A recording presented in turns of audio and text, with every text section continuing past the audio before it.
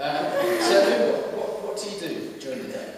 I go to school. Which school is that? Leeds. And is it good?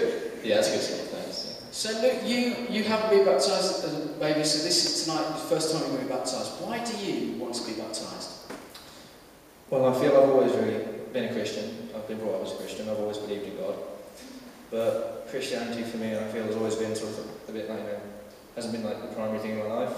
I'd be like, one day a week Christian on a Sunday, but for the rest of the week, it would come second, I'd be too scared to bring Christianity into like my friendships and stuff.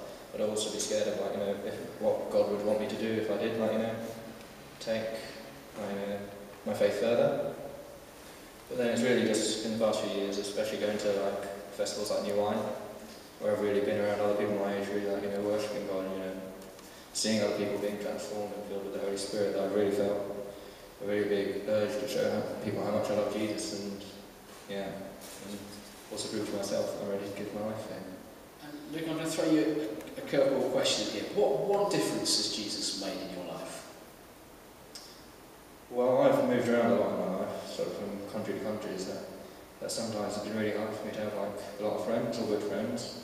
And one thing that has been good is God's always been there for me, so I've always been able to feel like I do have someone who likes me, someone who cares. And, Amen. Let's give it up for this guy.